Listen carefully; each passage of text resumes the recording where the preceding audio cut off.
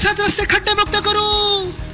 अरे म्हणून एकच सगळ्यांची कंप्लेंट आहे, काय खोदून ठेवलंय. मला तर वाटायला लागले आता बीएमसी काही आपल्या रस्त्यांखाली शोधतंय की काय असं वाटायला लागलेलं आहे. कदाचित त्यांना पुरातन काहीतरी मिळेल तिथे. एक साम्राज्य होतं पुरातन आणि 1000-2000 वर्षापूर्वीचं काहीतरी साम्राज्य त्यांना सापडेल. पण हे कशासाठी होतंय, कोणासाठी होतंय, का म्हणून होतंय? ह्याचं कारण एकच आहे. 2 वर्षापूर्वी 15 जानेवारी 2023ला मी पत्रकार परिषद घेतली होती आणि सांगितलं होतं की ह्या मुंबईमध्ये एक रस्ता घोटाळा होत आहे.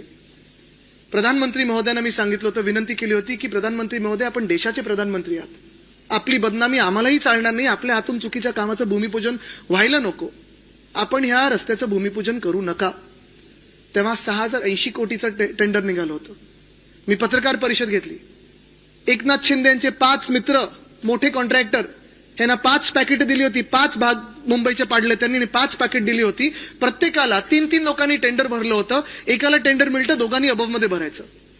100 कोटीहून जास्ती म्हणजे जवळपास 10% त्या पूर्ण टेंडरचे अडव्हान्स मोबिलायझेशन मध्ये देणार होते. 6080 कोटीमधून अडव्हान्स मोबिलायझेशन देणार होते. आपण विचार करा किती पैसे या कॉन्ट्रॅक्टर मित्रांच्या हाती एकनाथ शिंदेंचे जाणार होते.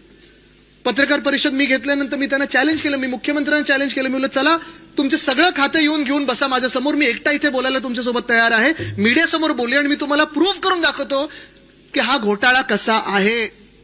तेव्हा त्यांनी उत्तर दिलं होतं, आता खड्डेमुक्त करू, 2 वर्षात रस्ते खड्डेमुक्त करू.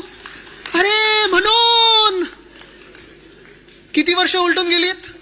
3 वर्ष उलटून गेलीत. स्वतः मुख्यमंत्री पद पण सुटलं त्यांचं. मुंबई खड्डेमुक्त झालीये का? कारण मी तुम्हाला सांगतो, मी गेले 10 वर्ष मुंबई महानगरपालिका जवळून पाहिलेली आहे. अनेक शहरांचा अभ्यास करत असतो. जर कोणी तुम्हाला आत्ताच्या जगात सांगितलं ना की 1 वर्षात मी रस्ता खड्डमुक्त करून देतो की कुठचंही शहर खड्डमुक्त करून देतो, तो खोटं बोलतोय व्यक्ती.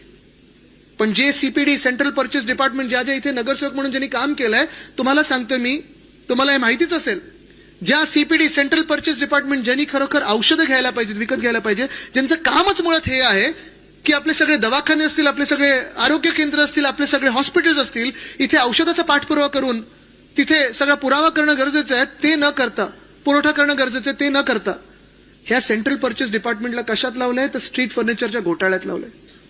मिंदेंनी हे पूर्ण खातं जे आहे, ज्यांनी औषधाचा पुरवठा केला पाहिजे, विकत घेऊन पुरवठा या सगळ्या हॉस्पिटलनं केलं पाहिजे, तेच खातं वापरलं तर स्ट्रीट फर्निचरसाठी. जो घोटाळा मी केस टाकली आहे लोकायुक्त मध्ये आहे, तिथे लढत आहे, मी एकटा लढत आहे, कारण माझ्या मुंबईचा पैसा मी वाया जाऊ देणार नाही.